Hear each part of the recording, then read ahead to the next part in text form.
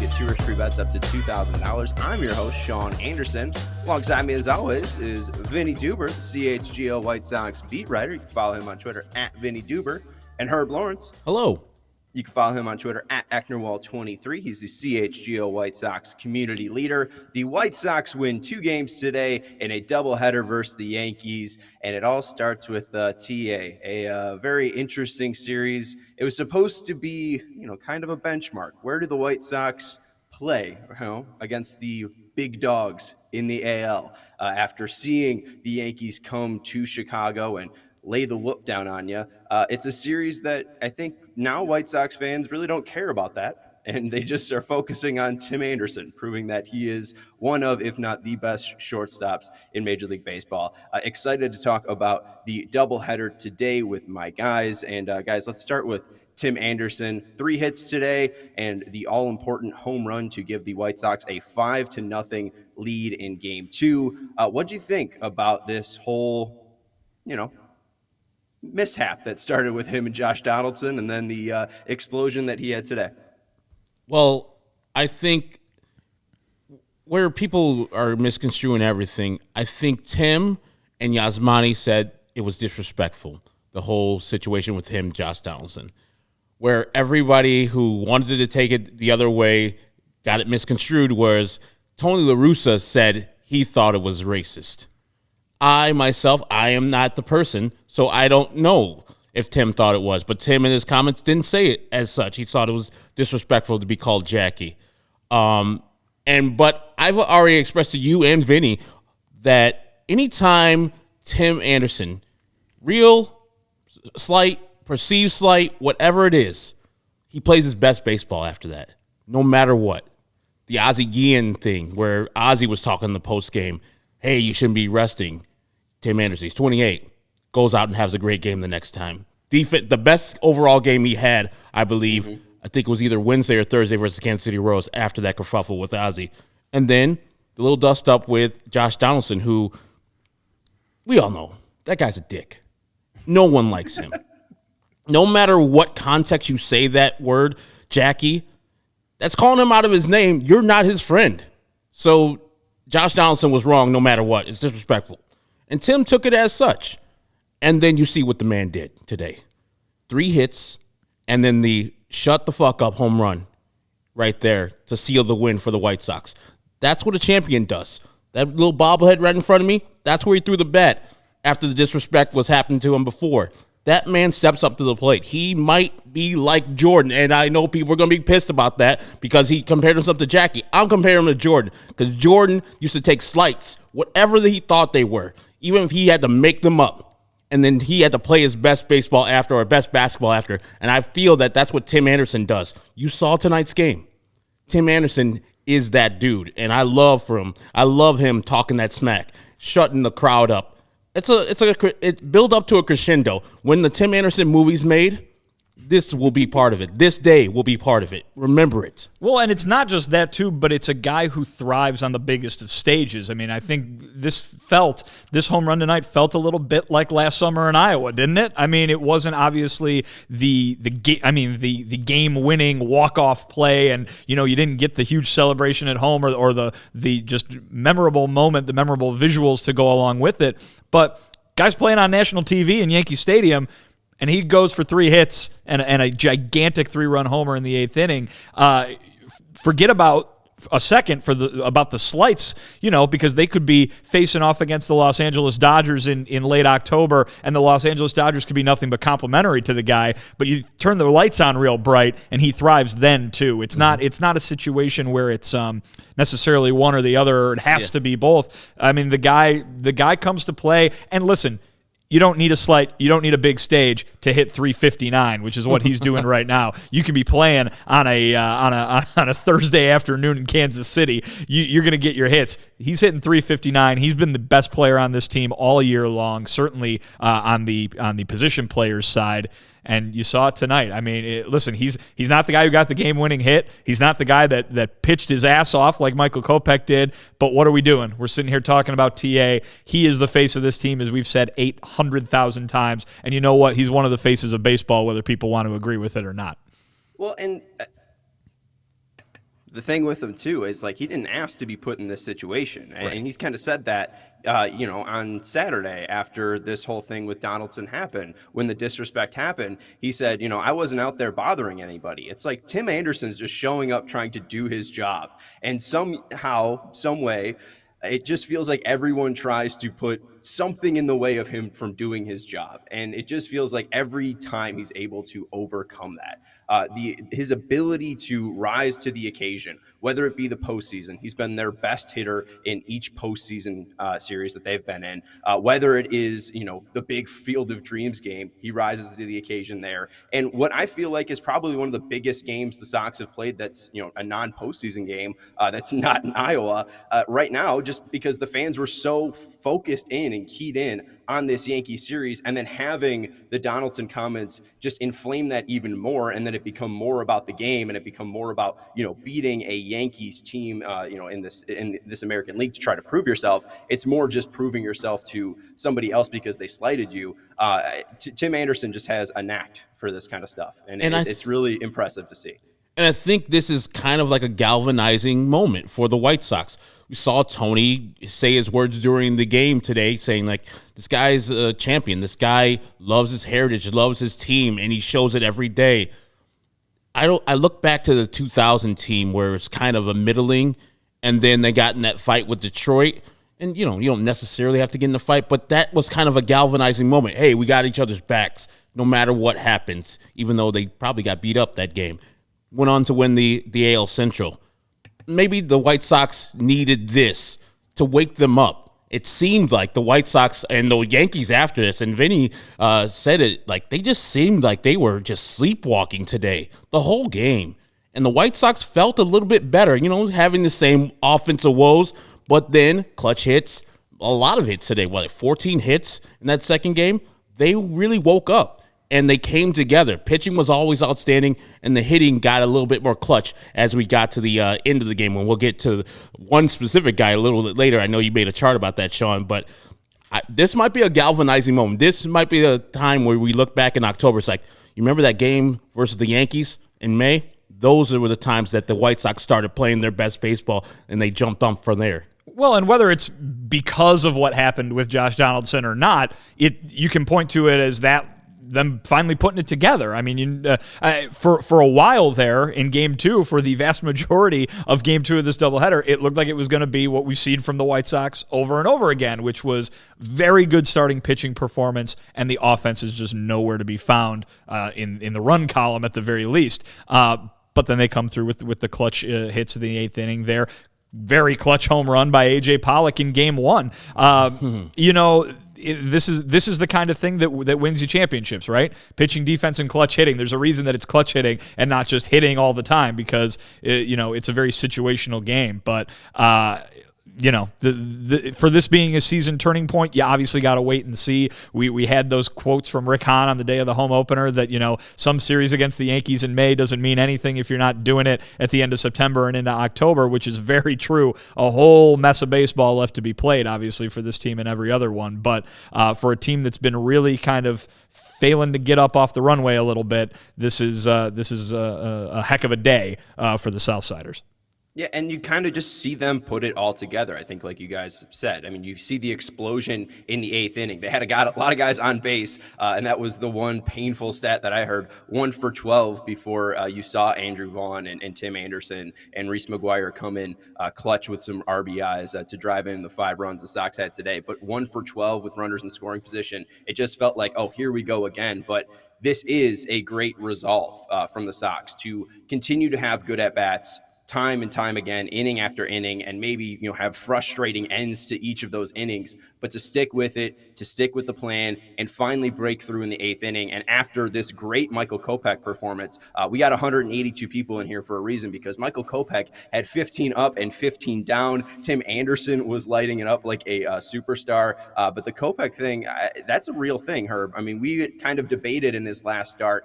Kopech struggled. Kopech, even though the results were good, I felt that he showed some worrisome signs. Today, there's no worries about Michael Kopech. That looked like a legit starting pitcher.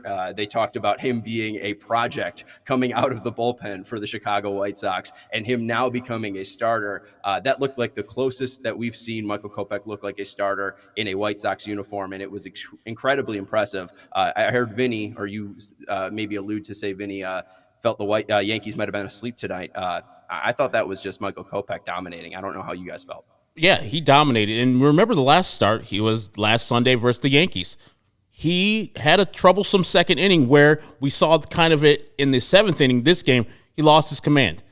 And he walked in 2 runners and gave up some runs. And then after that, 13 straight Yankees to end his start. That's why I said that was impressive. You lost your command. You lost the control of your ball. And then you went down and killed the Yankees after a team that had murdered one of your top pitchers and Dylan Cease the day before, 2 days before that, with 6 earned runs. That was a learning point for him, and he knew that his stuff plays if he can get the ball over the plate. He knew the Yankees couldn't touch him.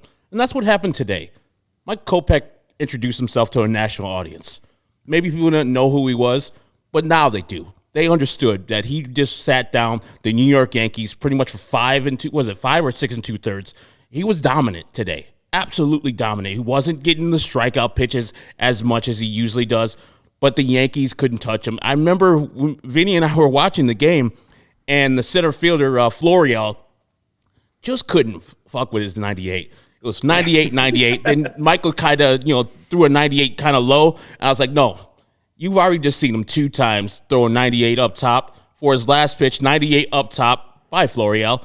Like, when you got that type of confidence, knowing people cannot see you, it must feel great. And that's what Michael Kopech has. When he's on his game, he has stuff that people cannot see. Because even when they do touch it, it's not even balls in play is average. I think it's got to be in sub 150. So even when they do hit it, it's soft contact, and it's not getting anywhere for a hit. So Michael Kopech, he's gunning up there, and we got embarrassment of wealth up there at the starting pitchers. Like, we're getting Lance Lynn back. Giolito's awesome. Cease is great. Johnny fucking Cueto. Johnny Cueto? I was wrong. And I remember you were on the show. You're like, hey, man, we're getting Johnny Cueto. I was like, man, Johnny Cueto's garbage. I apologize, Johnny Cueto. You're much better than I thought. The 2-time All-Star is here in Chicago. Mercy. Hey, whoa. I mean, let's calm down a little bit. I got real worried when they started bringing out the Gatorade to Johnny Cueto. That's all he needed, man. Some electrolytes. Yeah, he just needed a little bit of electrolytes Got through that 6. Through that one. And it feels really good, especially after Dallas Keuchel and Vince Velasquez last outings. Those didn't really instill a ton of faith into you, but Michael Kopech looks good. Johnny Cueto looks good. Dylan Cease looks good. Lucas Giolito looks good.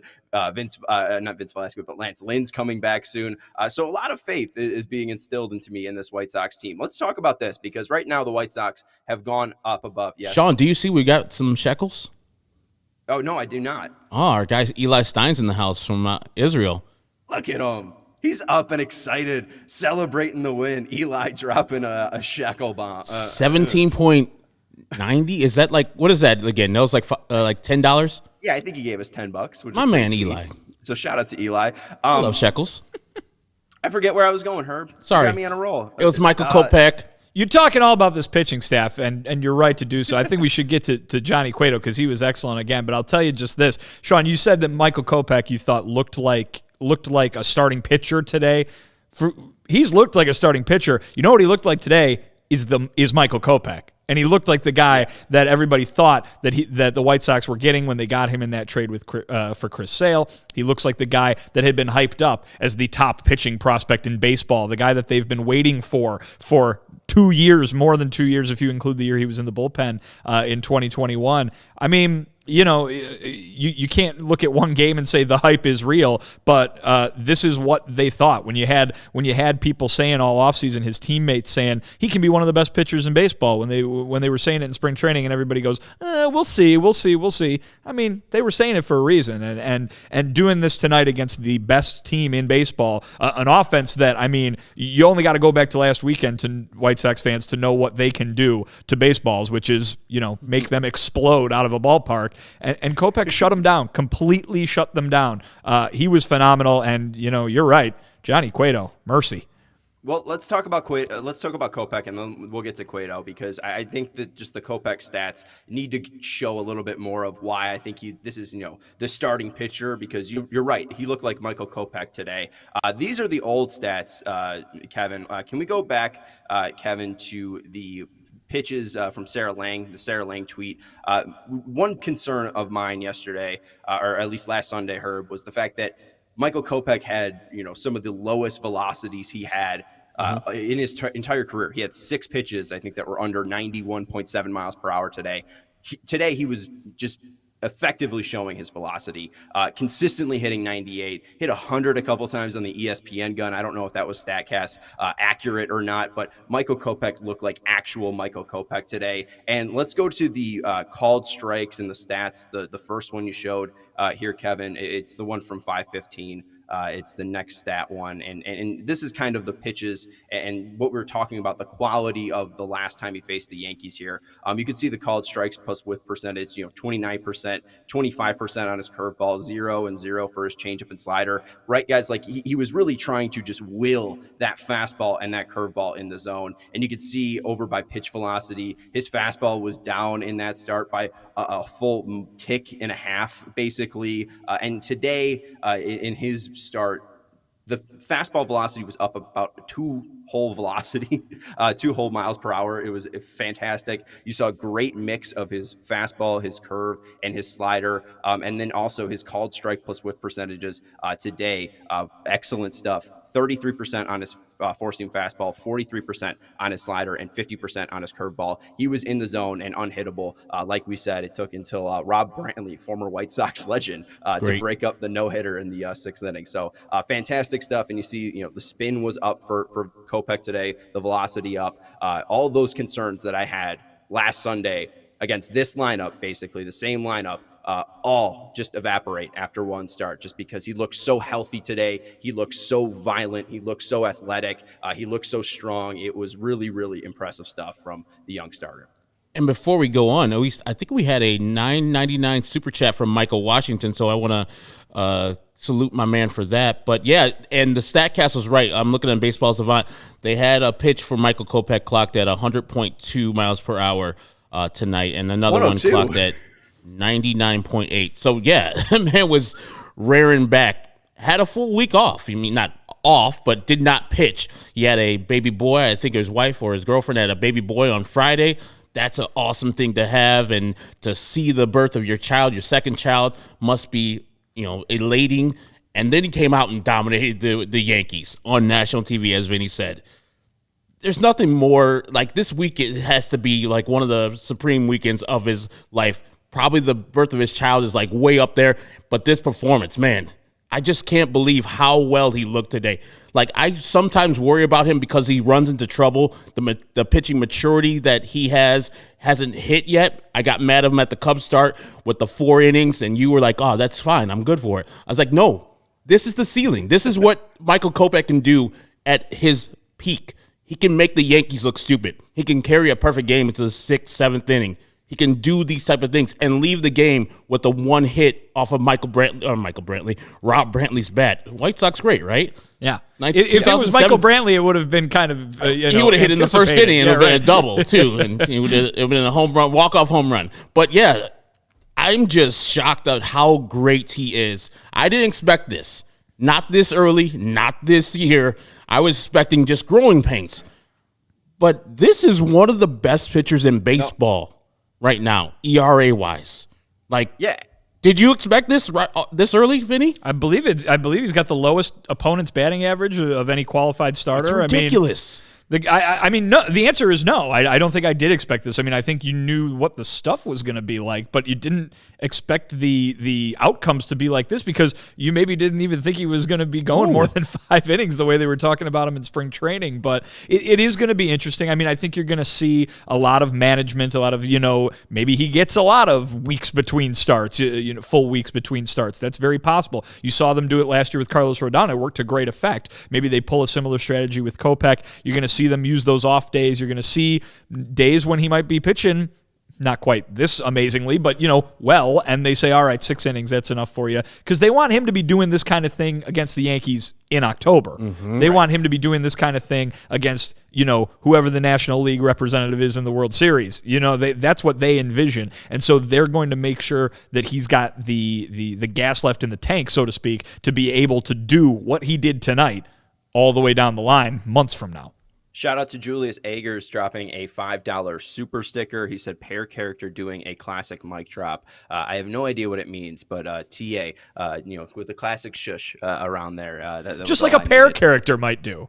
Yes, just like a pair character might do. And then also building off of that point, Vinny, and now I completely forgot about it. This has been great. 42 innings for Michael Kopech so far. I wonder when we're going to start wondering about the innings limit, right? So, going 7 innings today, longest of his career, looked fantastic. But we talked about early preseason, 125 innings, maybe 130. How are we feeling now after a couple starts with Michael Kopech? It's all been effective innings, but you're right. You want him to be doing this in October. So how do we get there with Michael Kopech? Because it feels like the more and more you see him, the more and more you want to see him, the more and more you're like, oh, well, he could pitch 7 innings. So it's a tough line for Tony La Russa in this front office to have to ride here. But what are we expecting innings limits for Kopech? Well, here's the thing. I'm sure that they have a number in mind, but I'm going to give you the answer that Tony La Russa and Ethan Katz always give, which is you watch him.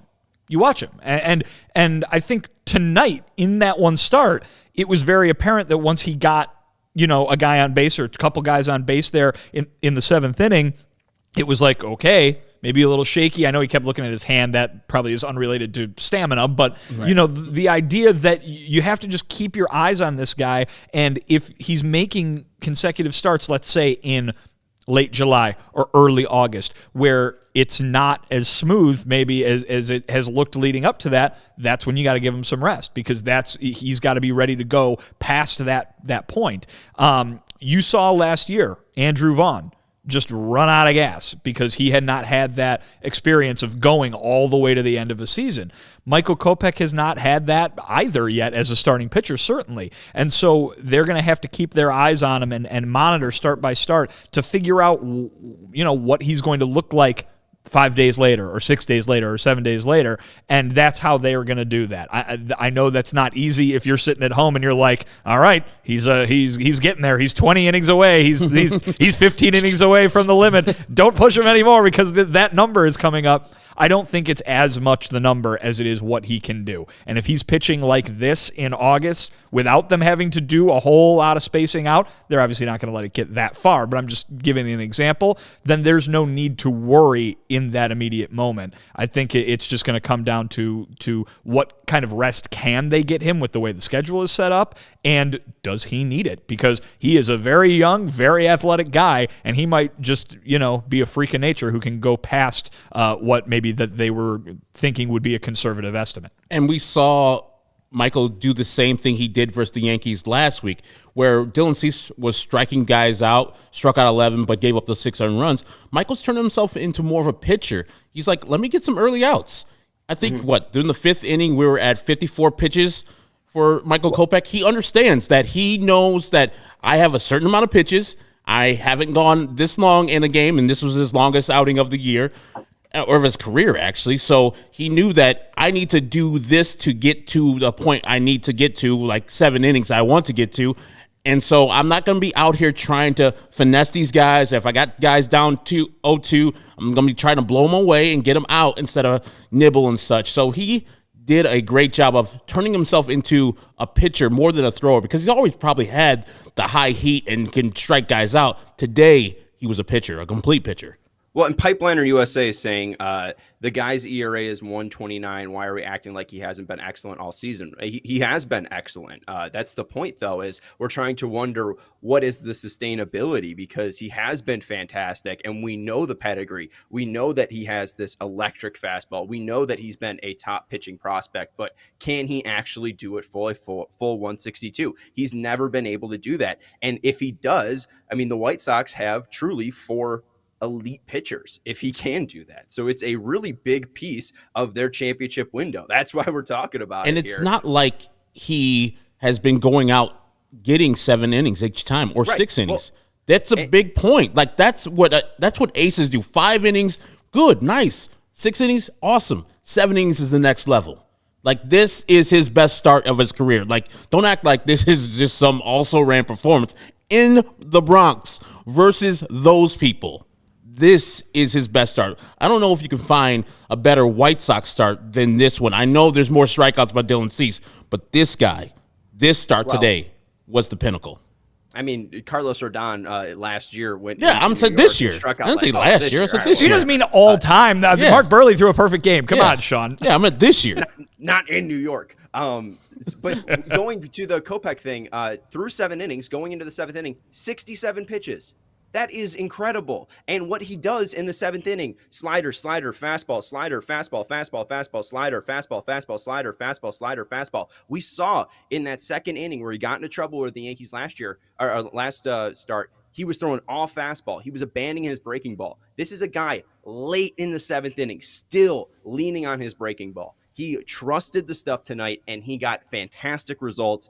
This is way better than anything that he's gotten this year. I mean, this is a completely different pitcher. And if he does this, the next start and the next start and the next start, the White Sox have not a problem on their hands, but just, every 5 days gets real easy planning on Tony. They have the opposite of a problem. Yeah, right. Exactly. You won't have to worry about the White Sox offense if this is according to this, and then it's Cease, and then it's Giolito. And by the way, Rick Giolito's in the comments too. Again, my man. And we get Lance Lynn back, and then Johnny Cueto's doing. Johnny Cueto's not going to be this, but golly, 2 starts. Well, here's what I'll say about Johnny Cueto is that last week when he did that Monday in Kansas City, it was very impressive, but it was the Royals. And you didn't know what he was going to do. Then they threw him out there against the Yankees. Well, he just did it again against the Yankees, and that's pretty impressive. I mean, this is a guy who you had no idea what he was going to give you, and it's only been 2 starts, obviously, but I think already you're getting way more than the White Sox could have dreamt that this is what they were going to get. No matter how much Tony La Russa talked him up before he was called up. There is no more 5th starter debate, Sean.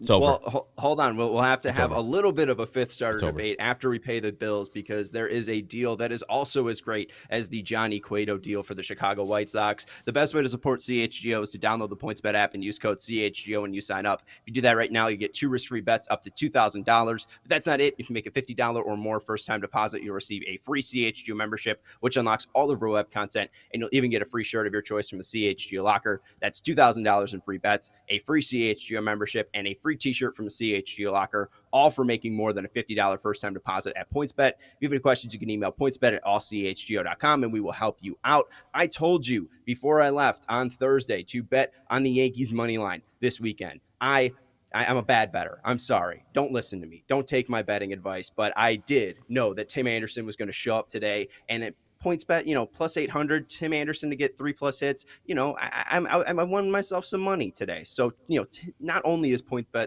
going to be giving you this great CHGO deal, but they're going to be giving you the best odds each and every day. You can win money if you know baseball, and that's my favorite part about PointsBet. You can combine all your bets, and you get to the ability to boost your odds as well. So you get the most for your money at PointsBet.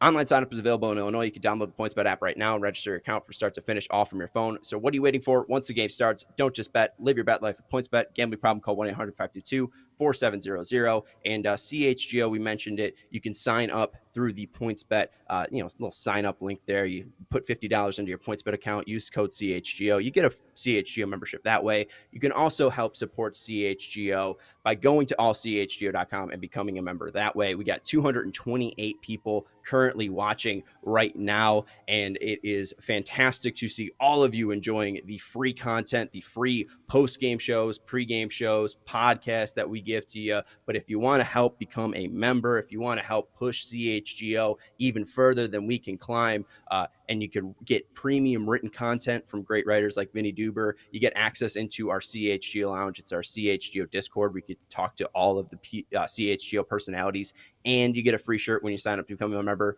You can go to allchgo.com to sign up, become a member, and help support CHGO. I kind of freestyled those ads, guys. and I'm not Did a going to good do that job. ever again. Yeah.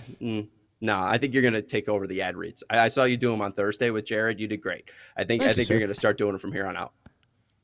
No, I'm good. But yes, I will do one of them if I'll take one out of your hands. But yeah, I want to speak about that Johnny Cueto side. I know you have the whole situation set up, so you can go ahead and do it if you need to. But man, I am just thrilled that the White Sox finally have the fifth starter debate over with.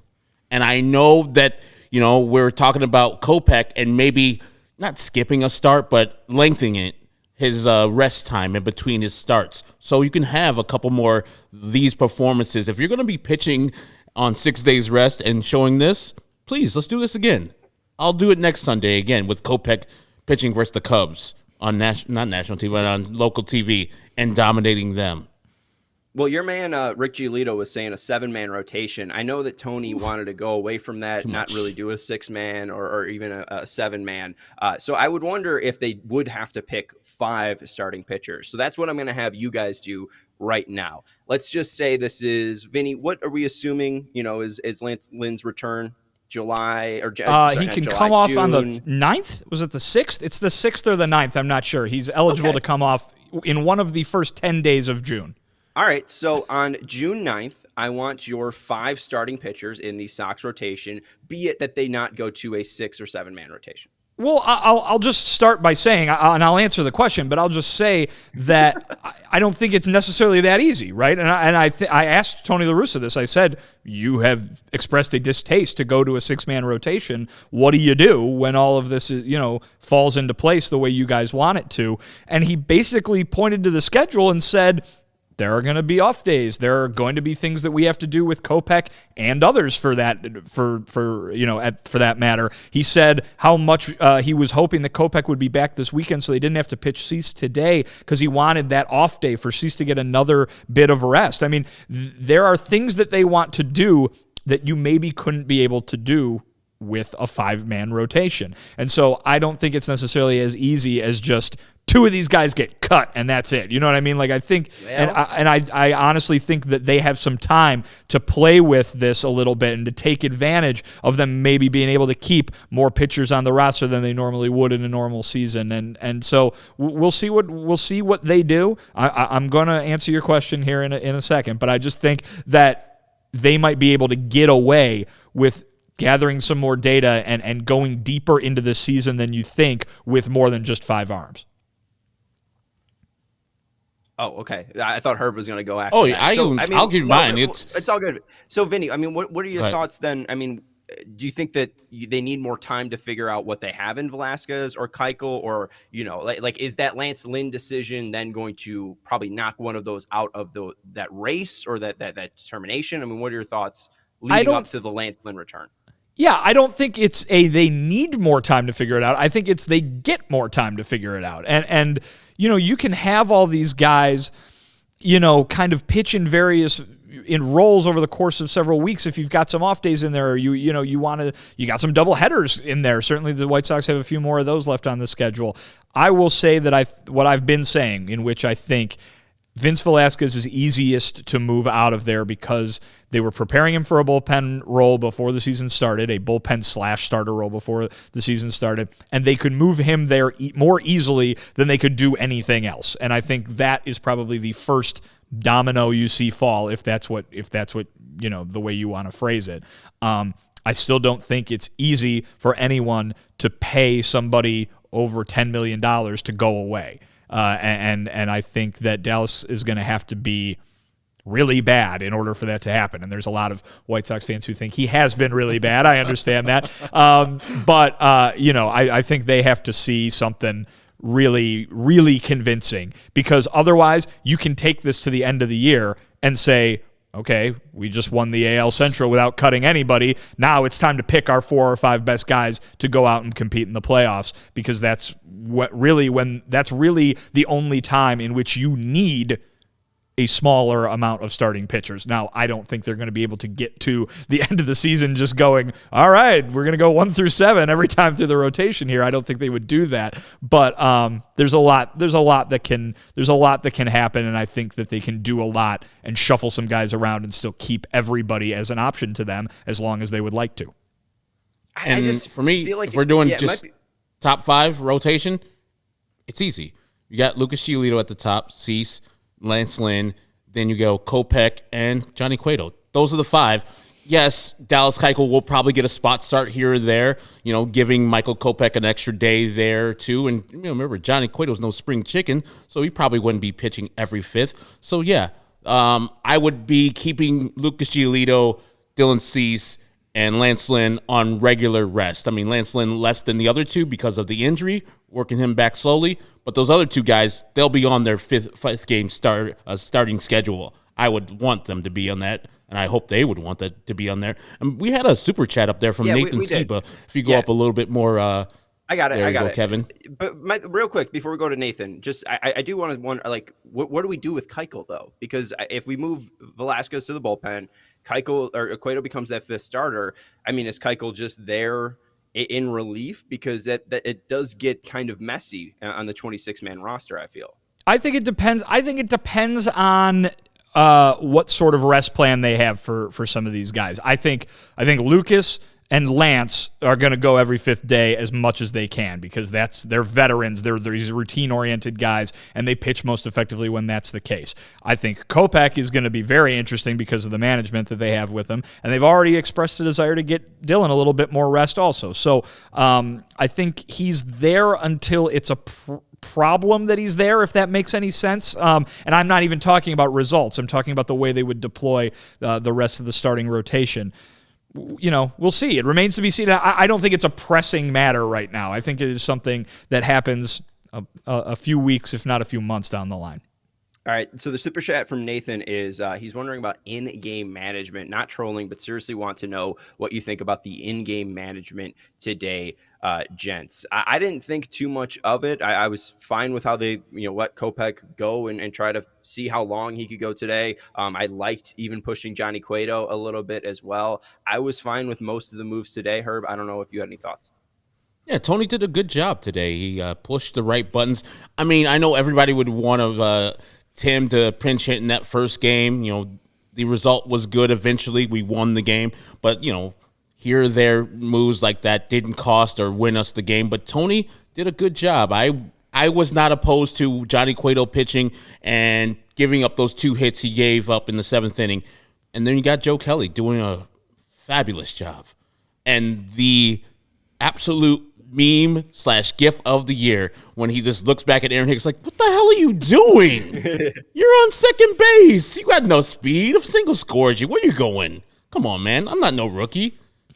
I think Tony did a good job. I got to give credit where it's due. Tony did a good job at in-game managing. Yeah, I think really the only thing that sticks out, the only moment that sticks out would be leaving Cueto in there that was the 7th inning, right, to start the 7th inning or the bottom of the 7th. And I mean, he didn't get anybody out, but I mean, Joe Kelly, fantastic job, kind of bailed him out. But again, the way he was pitching for 6 innings, I'm not sure. I mean, I guess it was post Gatorade. I guess you could say that, but that's basically all it was, and it ended up working out. So.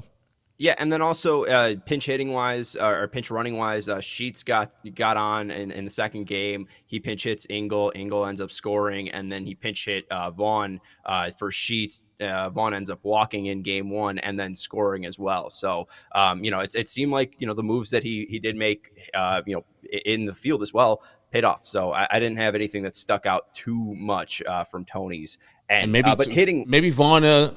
Tony knows Vaughn's proficiency of getting runs late and hitting well. Ooh, Sean. Ooh. Vaughn knows clutch. Let's go talk about Andrew Vaughn, because that was a big moment that he had in game 2.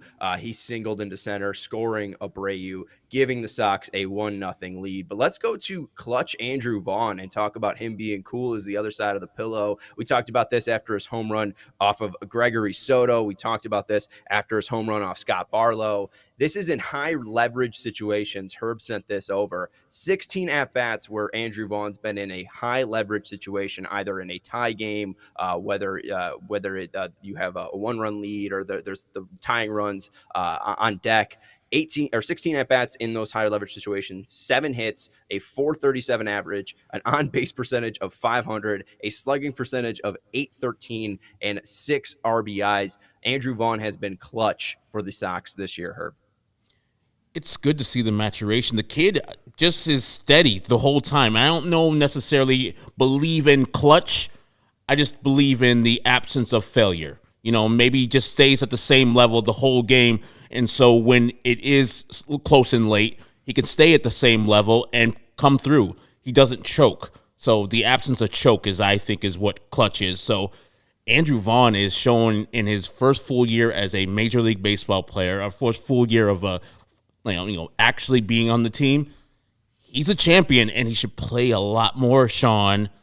Not Gavin Sheets. I know he has a left-handed bat. He's done all right, but this should be the right fielder or designated hitter, no matter if there's a right-hander on the mound or a left-hander on the mound. I think Andrew Vaughn has proven himself time and time again, especially this season, that it shouldn't be an even split platoon. He should be the choice there. So everybody watching, we got more than 200 people watching, right? All of those. 250, Vinny. 250 people, all of you, take a drink because Herb just mentioned that Andrew Vaughn should play every day. Every day. There you go. I don't think we've had a show go by where that hasn't been mentioned. Here it is again. There you go. And also, while we're talking about Andrew Vaughn, former member of the White Sox Mustache Club, our guy Stephen Nicholas pointing out that Joe Kelly is now a current member of the White Sox Mustache Club. So just for everybody keeping score at home.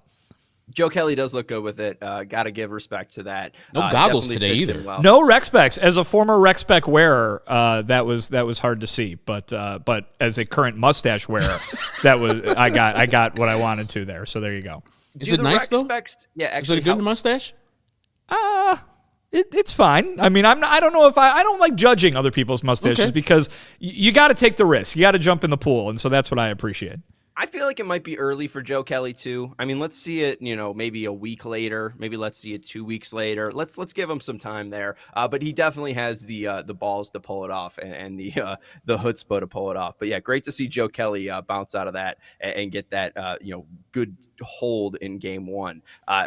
Talking, though, about hitting, I mean, Andrew Vaughn has been kind of the only guy that's been doing it for a bit there, but it feels like the bats are waking up here. I didn't feel like it was going to be this series, but the White Sox are now above 500. They are 21-20. We kind of talked about this, maybe mentioned it a little bit, but do we think that this is the last time the Sox team might be below 500 or around this level? Do we feel like this might be a catapult moment for the Sox here?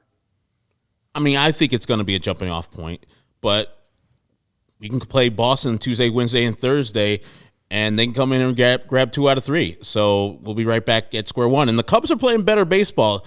I know they're down this year, so it could be a tough week. I hope the White Sox take what they learned in Kansas City and New York and propel themselves to better baseball playing, because the hitting is, I think, finally there. You see A.J. Pollock starting to hit. Jose Abreu's getting a couple of those balls to drop in. Tim Anderson's been doing all year long. And Luis Robert, it goes in slumps like day to day, and then he hits 4 hits. So I think the White Sox hitting woes, for the most part, will be over. They won't be the team that's scoring 3.5 runs per game going forward, because they're way too talented for that. That's why we had the frustration there, because we know that they're not this woeful as an offensive squad. They're much better, and Tim Anderson leading the way. The other day, I think he willed that team to a victory in Kansas City. Went to 2 walks, stole 2 bases, scored a bunch of runs, got 2 other hits. That is a leader, and now the rest of the guys are following him to the promised land. Yeah, we'll see. I think kind of the defining aspect of the first month or so, month and a half of the season was the fact that it was up and down, right? I mean, like they weren't bad. They weren't just, they're not a last place team or anything like that, but they're middling, which obviously is well below expectations. But when you middle, you have good days and you have bad days, right? And so this was a tremendous day for the White Sox. 2 wins in one day, obviously, but the way they did it and the stage that they did it on, the team they did it against, they can't slip. I mean, it's on them to not slip back into it. And if you're, I don't know if I agree with you in saying that, it looks like they're coming out of it offensively. It would be nice for them if they did, but, timely hitting and hitting are two different things, as we talked about. We expected this lineup to be able to go out and pour on 6-7 runs, every single day. It hasn't done that yet, and it barely did it, 5 runs today because they waited until the 8th inning to score anything. So, we'll see. I don't know if they're necessarily out of the woods. The pitching has been fantastic. It's what's kept them afloat. It's what kept them afloat all year last year, if you remember, too. So if that can be a constant, more often than not, they're going to be having good days, and that's what's going to propel them back to where we expected them to be. Hey, Sean. Hey, you know there's a person out of us 3 that picked Timothy Devon Anderson Jr. as the most valuable player this year? Was it the guy in the tie-dye? It was him. That guy picked him. And you know who we picked? Just dumb. We picked Luis Robert. What idiots. What morons. He also picked Justin Verlander for his AL Cy Young, and that's looking pretty over here just good knowing baseball and stuff. Yeah, Tim Anderson. He's crushing the ball. And when Vinny said that, I was like, yeah, Tim's good, but he's not Luis Robert. Luis Robert's no Tim Anderson. Goddamn, Tim Anderson has turned his game on, and I got on him because of the errors. His defense has turned up. I don't know what the problem was, footwork, just lackadaisical play. He has turned the defense up, too. That's why I said on Thursday was his best performance of the year all around. Today might, trump that a little bit because of the greatness of that home run, even though the game was in hand. But, man, he has turned himself into not only an offensive performer, his defense has been par excellence. Well, and I'll say this, too, and I think, I'm not sure. I'll ding Tony La Russa a little bit for maybe kind of brushing it off when Tim does make errors or something like that. But one thing he says, which is absolutely true, is that more often than not, he plays very, very good defense. And the plays that make you go, wow, are plays that other people can't make. They're plays that other people don't make. And TA makes them. And he is what Tony La Russa says he is, which is more often than not a terrific player. He said in the middle of all those errors that TA was making, if it's bottom of the 9th in Game 7 of the World Series, I'll take a ground ball hit to Tim Anderson every time. He's not necessarily wrong to say that. As glaring as those errors can look sometimes, way more often than not, he's playing very, very good defense over there at shortstop. Dale Shytown saying TA is the damn truth. Matthew Cortese saying TA is a true star. And Alex saying TA better be the AL starting shortstop in the All-Star game. If not, he'll just go to Kevin Cash's house and hit some doubles off of him in late inning games. Another example of TA just kind of getting slighted or disrespected in some way, even if it wasn't intentional on Kevin Cash's part, but TA still doing some damage up against him. I want to go a little bit back to the 500 talk because this is a team that I think has not taken advantage of the full schedule against them. They haven't had the hardest schedule, and now it's honestly going to get a little bit tougher. You do have Boston, who just beat the Mariners in Fenway. You do have the Cubs, who I guess are a little red hot. I'm not buying into that one, Herb. But you got Toronto. You're going to be in Toronto for that one. You're going to be in Tampa Bay for a 3-game series. You got the Dodgers coming into town. You have the Astros coming in mid-January or mid-June. You have the Toronto coming in mid-June as well. The Angels, you're going to go back out there in late June. You got the San Francisco Giants in early June. So this is going to be a tough, kind of road heading into the All-Star break. I just wonder how we feel 21-20, if this team falls under 500, is it just because this hitting isn't coming around? Is it because the pitching isn't going to be as perfect as it has been? I mean, what are the downsides of this team still after, 41 games? Putting together a full game offensively, I think, will be the downfall of this team. Because the pitching, you see it. You see the starters out here. They're doing the job. They're giving you quality efforts. more times than not. Like pretty much three times out of 4, you're getting a quality start out of these guys now that they've started to do it. And Boston, they're hot right now. They've won 5 in a row. The Cubs are not world beaters. The White Sox should dominate them, but they're playing better baseball than the first time they saw them early in May. So, yeah, I don't think the White Sox are going to touch 500 anymore because they're a better team than Boston, who's now under 500. They had to get hotter than crap to be 3 games under 500. So I think the White Sox should take it to them this week, at least 2 out of 3, and they should beat the Cubs at least one of those 2 games on the weekend. So I'm not too worried about what the White Sox fortunes are going forward. But the thing that would drag them down would be the hitting being inconsistent as it has been up to this point. And I think the most specific thing that you can point to as what's plagued that offense is guys not hitting up to where they've been expected to hit up to. And it's about Jose Abreu, which, again, he's been doing fine lately. So he should kind of be off of the list of scorned hitters for a bit. You know, A.J. Pollock turning things around as well. But you got to get Yasmani Grandal going. You got to get Eloy Jimenez healthy and then producing, right? So you can't have Luis Robert experience these huge peaks and then huge valleys. So it's about that lineup doing what that lineup was built to do. And if that is what happens, if they can do that, then they'll be that team that everybody thought they were going to be because the pitching has been there absolutely. They'll be one of the best teams in the American League. Their roster says that, and that's what this team was saying for the last month and a half. And everybody was, tearing their hair out saying, "Oh, I'm sick and tired of hearing how early it is." Well, you're if they turn it around now, or if they turn it around in June or July, you'll see that indeed it was early. But it comes down to that lineup and specifically those guys who have done it before doing it again. I'd include Yoan Moncada in that group as well. So that's what it's about. Absolutely. Yeah, we'll talk about kind of the guys that maybe have been performing well, haven't been performing well in just a second. If you want to support CHGO and help continue, help us grow, you can download the PointsBet app and use code CHGO when you sign up.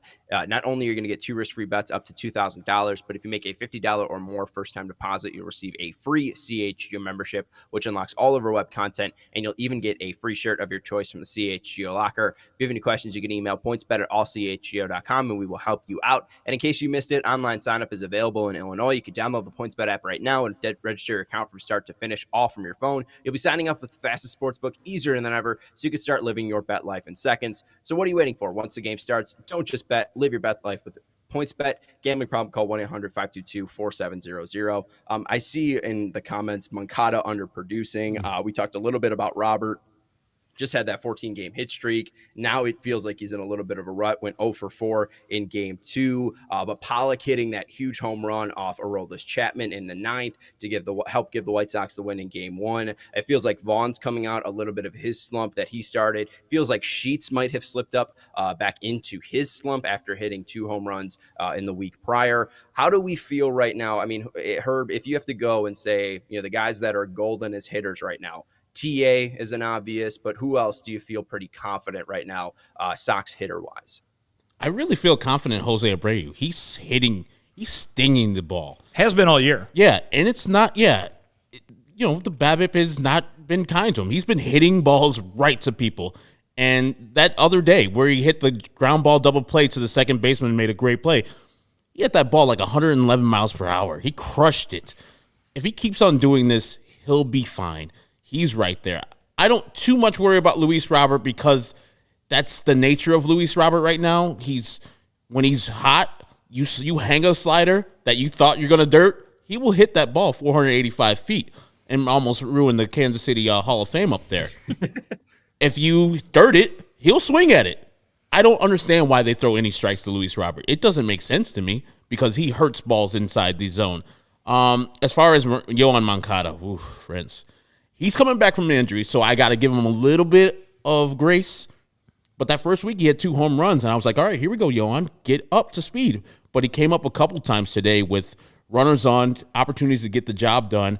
3-0 pitch right down pipe, way ahead of the ball, way ahead, anticipating a fastball, got his fastball, hit the ball out of bounds, hit the ball to right field out of play, and then gets jammed up and pops the ball right up to the second baseman. But the man can bunt for a double. I forgot. Bunt double.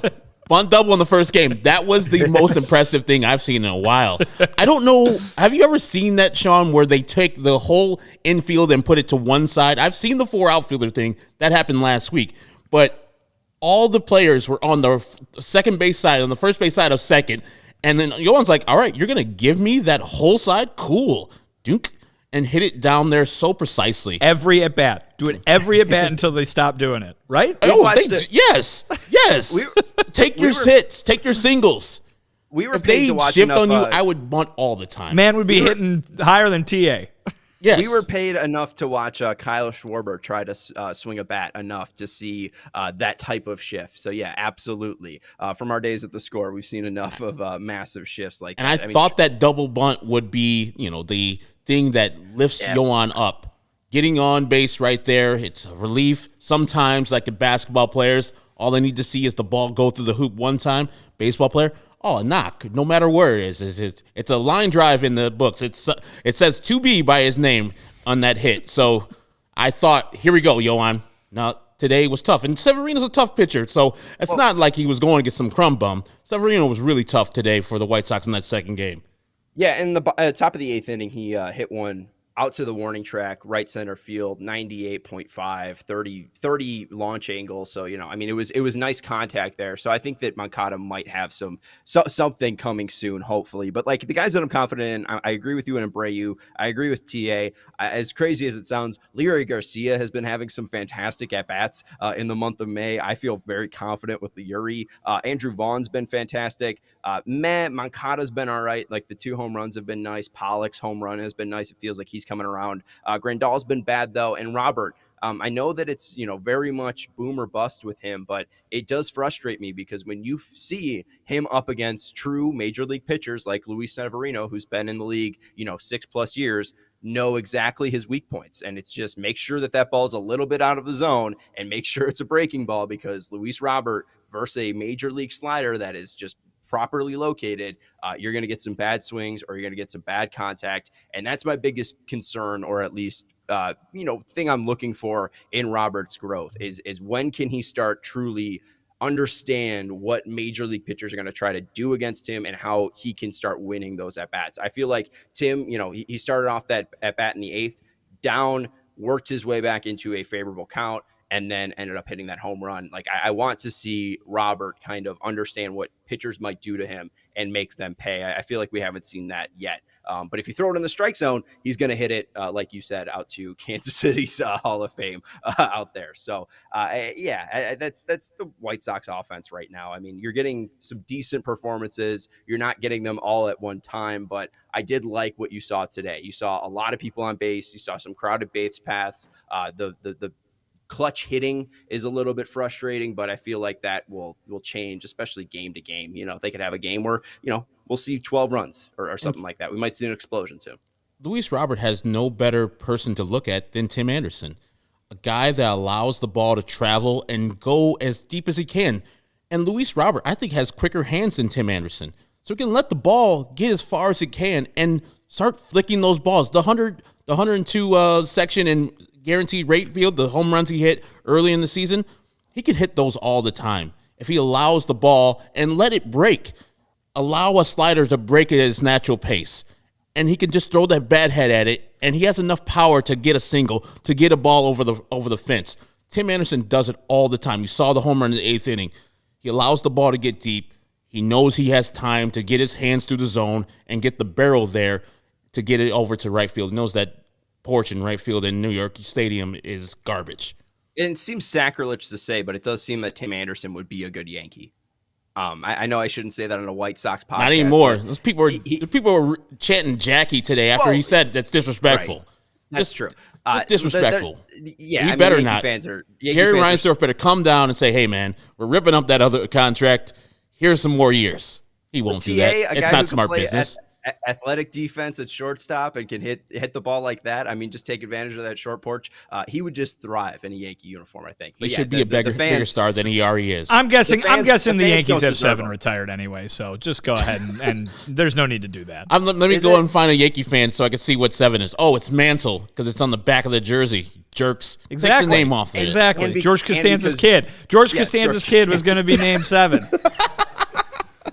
And that seems like the perfect ending point. That's going to do it for the CHGO White Sox postgame. The Sox win 2 in New York.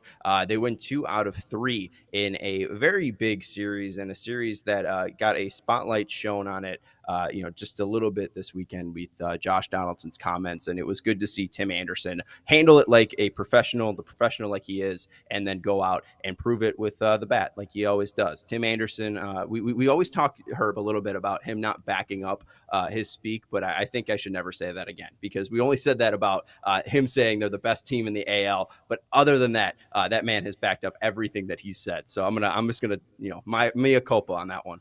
And with Josh Donaldson, I saw Rick Giolito in the comments earlier was saying, I'm gonna meet him in the parking lot.